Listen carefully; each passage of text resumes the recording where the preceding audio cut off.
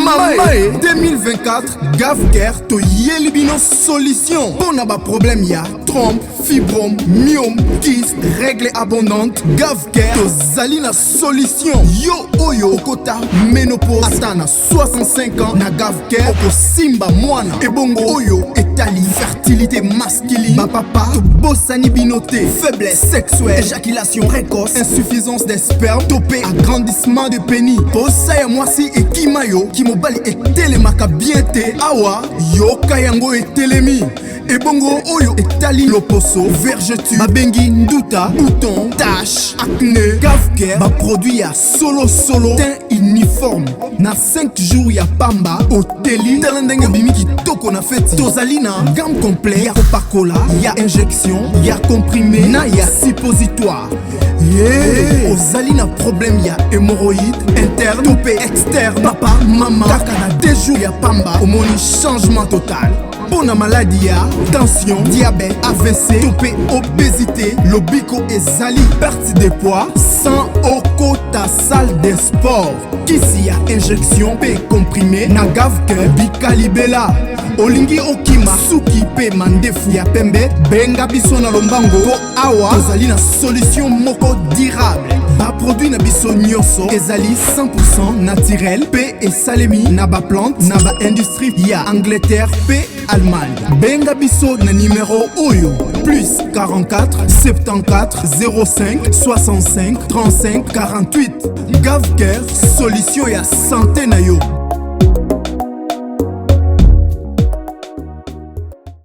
GAVCARE aye penza na ba solution ya kilikili. GAVCARE aye penza na makambo moko ya kitoko. GAVCARE aye po na lobiko na yo. Na GAVCARE bika na yo libela na système moko ya bien. GAVCARE azawana po na ba papa, azawana po na ba mama. Oza na problème moko etungisaka yo. Surtout o etali nzoto na yo. Ozo yo kaka bien te. Mukongo salaka yo pasi. Soki nini salaka yo pasi. Bande konanga.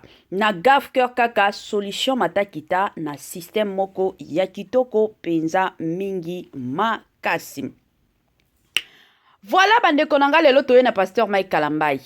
Tango tozo ya bongo bande konanga toya na sango moko ya bien te. Toya na sango moko ezosala pasi pe mawa. Lelo déjà le 23 jour J o tobengaka jour J-3. Le 23 lelo. Kala mingite, dans 3 jours kaka. Il faut concert ya pasteur Mike Kalambai et Betama. Bandeko. Makambo ezali. Makambo ezali. Yango baloba basi mosusu baza basi ya kobala te. Ndeko na biso Redi Amisi ayimba makambo yo concernant basi ya kobala.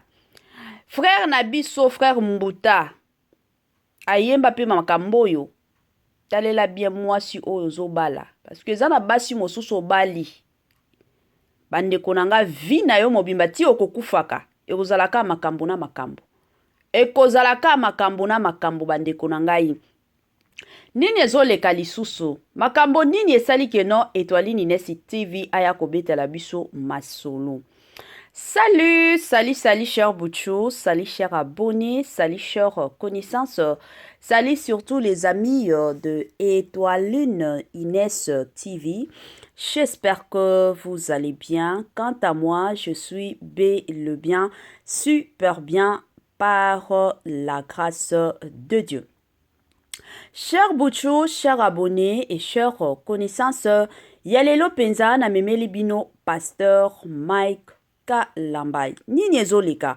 La famille avant tokota na mwa mozindo ekozala malamu mingi kandenge ezalaka na ya ko sensibiliser batu nyonso ya sika. Toyebi ke chaque fois que émission ya sika ekotaka bato ya sika pe bakotaka. Yango na ko sensibiliser bino bato ya sika. Si c'est la toute première fois ya ko visiter chaîne abiso, chaîne moko kitoko, chaîne ya ba analyse somo, chaîne moko ya ba information pas possible. Je vous prierai surtout de vous abonner massivement. Abonnez-vous. Cliquez aussi sur la cloche de notification pour surtout recevoir les nouveautés de notre chaîne. aimez la vidéo, la famille, commentez et partagez. Et que ça la biso, oyo penza tolobaka na biso chaque jour, chaque minute et pourquoi pas chaque seconde. Tokos makasi. Bambote nanga na yemoko Linda Bukulu ya balinda. Bambote na yemoko Madame Judith Diampovisa. Bambote na Madame Marie-Josée Chala. Bambote nanga na yemoko Madame Grace Poi. Bambote na yemoko Madame Sidonia Siala. Na pesi bambote na Mama Céline Kabakaba. Mama Joséphine. Mama Eugénie Zemanga. Mama Titi et pourquoi pas Mama Tina Sambia. Na pesi bambote na Mama Christine Lonongo, sans oublier tonton héritier Yola. Voilà la famille, lelo toye awa na makambo ya pasteur Mike Kalambai. La famille kobala ya pasteur Mike Kalambai na Peniel. Yango lelo ekomi kolukela pasteur Mike Kalambai makambo. Ndenge za boye, pasteur na biso alalaka lisusu na kimia te. Tango azolala motema ebetaka kaka mbangu. Pourquoi? Parce que tango olamuka na tongo, il faut kaka akuta ba makambo o Peniel asi asalela ye. Tomona ba concert ya ba sœur Deborah Lukalu. Ekendaki bien na minute kutu ya sœur Deborah Lukali esalaki une semaine avant concert. Congolais, Congolaises, partout aux alikota la biso, toyeli yo offre oyo ezali na kati ya Maluku, vente ya ba terrain ya 20 mètres sur 15. Awa na kati ya commune ya Maluku, ba terrain oyo ezali kitoko, ezali na emplacement ya bien, ezali plat, ezali ba terrain oyo ezali na problème ata moko te.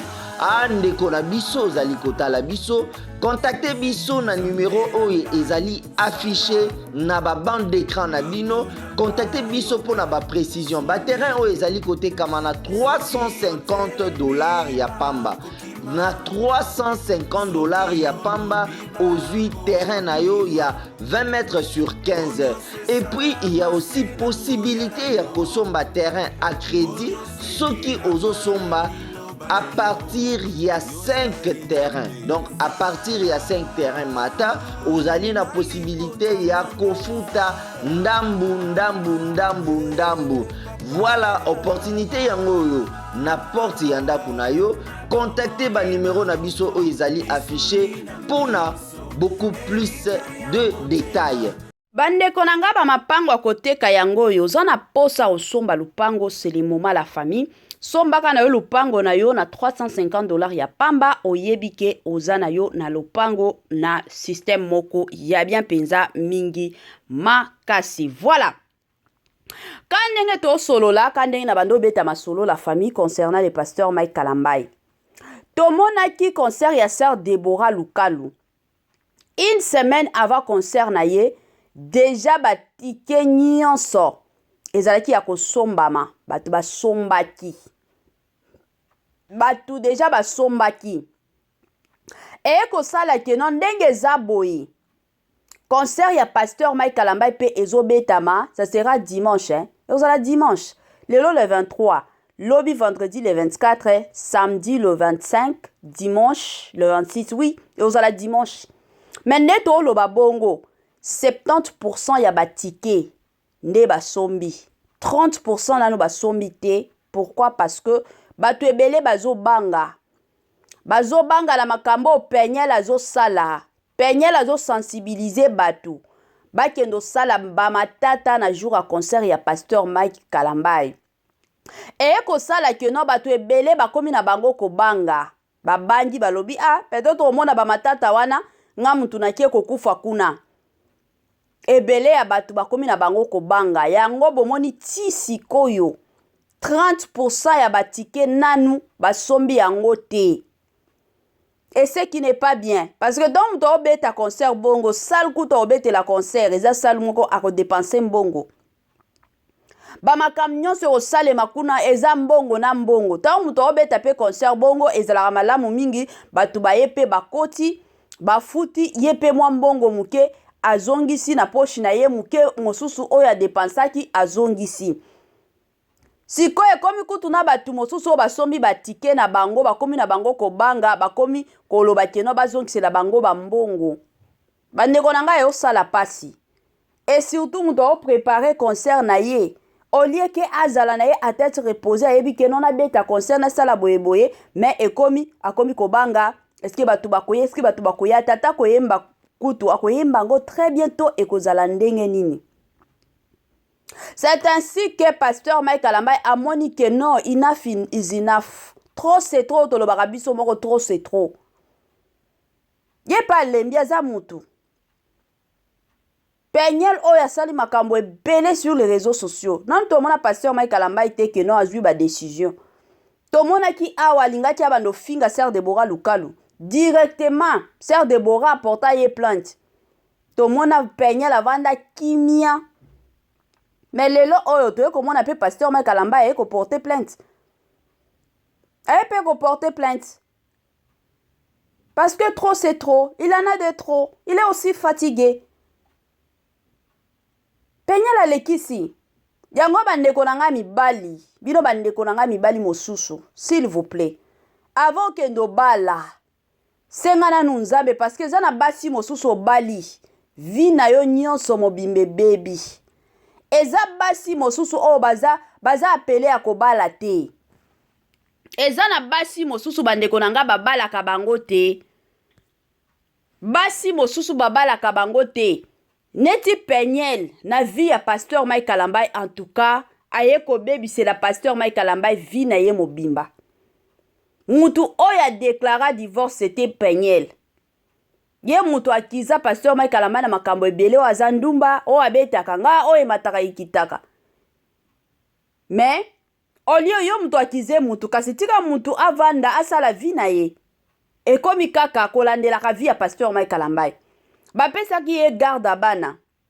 E koma ki kaka ata pasteur Mike Kalambai azotinda bambongo pona ye ezalaki kaka pasteur Mike Kalambai azotinda bambongo te. Donc ayaka ko sambwisa non atika pe mutu abato avanda.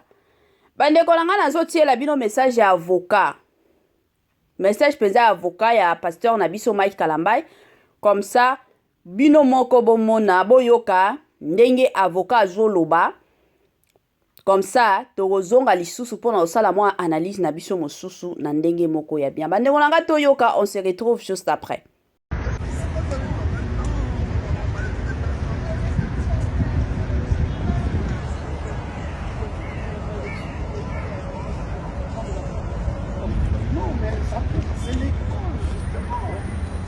Depuis plusieurs mois, plusieurs années, mon client, M. Mike Kalambai, fait l'objet d'une campagne de déstabilisation de sa personne. Aujourd'hui, il s'agit d'une campagne de déstabilisation visant une atteinte à la bonne tenue de son concert prévu le 26 mai prochain au Zénith de Paris, la Villette. Plus largement, il s'agit d'une campagne de diabolisation visant sa personne sans aucun fondement, aucun élément juridico-judiciaire. À la suite de son divorce avec Madame Samba en mars 2022, cette dernière a déposé plainte aux États-Unis devant la juridiction américaine qui a décidé de relaxer M. Mike Kalambai des faits qui lui étaient reprochés, pour simple et bonne raison que ces poursuites et les éléments qui étaient portés au dossier étaient infondés. Depuis lors, aucune plainte de quelconque nature n'a été déposée à l'encontre de M. Mike Kalambai. Les accusations, les propos infondés, les déclarations mensongères qui sont portées sur les réseaux sociaux ne reposent aujourd'hui sur aucun élément matériel. Et il n'appartient pas au tribunal médiatique des réseaux sociaux de se livrer à une quelconque appréciation. Les appels à pétition, au boycott du concert du 26 mai 2024 au Zénith de Paris-La Villette seront par ailleurs dépourvus d'effet. Il convient de rassurer l'ensemble des spectateurs et des clients ayant payé leur billet pour ce concert, car les effectifs de sécurité ont été renforcés après avoir pris attache avec la mairie de Paris et les équipes de sécurité du Zénith de Paris-La Villette. Ce concert fera l'objet d'un dispositif de sécurité renforcé, destiné à accueillir les spectateurs dans un climat de sécurité visant à protéger l'événement et à garantir la sécurité tant des spectateurs que de l'artiste, ainsi que l'ensemble de son entourage. Pour ainsi dire, son entourage a pris toutes les dispositions nécessaires de manière à ce que cet événement se déroule en bonne et due forme. Événement qui se déroulera quasiment à guichet fermé. Aujourd'hui, 22 mai 2024, M. Mike Kalambay a décidé de sortir de son silence et a décidé de déposer plainte devant le parquet pénal de Paris pour des faits de harcèlement moral, de diffamation et injure publique, ainsi que des faits de menaces, d'atteinte aux biens et aux personnes. À l'heure où nous parlons, des identifications des personnes et des détenteurs des différents comptes sont en cours. S'il convient de respecter le secret de l'enquête, le secret de l'instruction qui est en cours, toute personne qui se livrera à des déclarations, à des propos mensongers, pouvant recevoir la qualification juridique de diffamation publique, d'injure publique, ou toute autre infraction pénale qu'il conviendra de qualifier dans le cadre de cette affaire et à l'encontre de mon client M. Kalambay, fera l'objet de poursuites devant les juridictions compétentes. Il en va du respect de la vie privée de M. Mike Kalambay et aussi de la sécurité de celui-ci, mais aussi de son œuvre et de l'ensemble des spectateurs qui se rendront à son concert du 26 mai prochain. Voilà la famille. Oyo ezalaki nde avocat ya pasteur na biso Mike Kalambay. Kanenge boyebi basi ba porter plainte depuis tribunal ya Paris. Kuna nde ba porter plainte envers Peniel Samba. Et au sala pasi, la famille. Totiaka pasteur Mike Kalambay na ba prière. Bandeko mosusu bozo soutenir Peniel. Bino bo soutenir Peniel bo sunga ete. Je vous l'ai dit. Congolais, Congolaises, partout aux Alikota Labiso, Toyeli yo offre oyo ezali na kati ya Maluku, vente ya ba terrain ya 20 mètres sur 15. Awa na kati ya commune ya Maluku, ba terrain oyo ezali kitoko, ezali na emplacement ya bien, ezali plat, ezali ba terrain oyo ezali na problème ata moko te. Andeko na biso ozali kotala biso, contactez biso na numéro oyo ezali affiché na ba bande d'écran na bino, contactez biso pour na ba précision. Ba terrain oyo ezali kotekama na $350 ya pamba. Na $350 ya pamba aux 8 terrains na yo ya 20 mètres sur 15. Et puis il y a aussi possibilité ya kosomba terrain à crédit, soki ozo somba à partir il y a 5 terrains. Donc à partir il y a 5 terrains mata, ozali na possibilité ya kofuta ndambu. Voilà opportunité yango yo na porte ya ndako na yo. Contactez ba numéro na biso oyo ezali affiché pour na beaucoup plus de détails.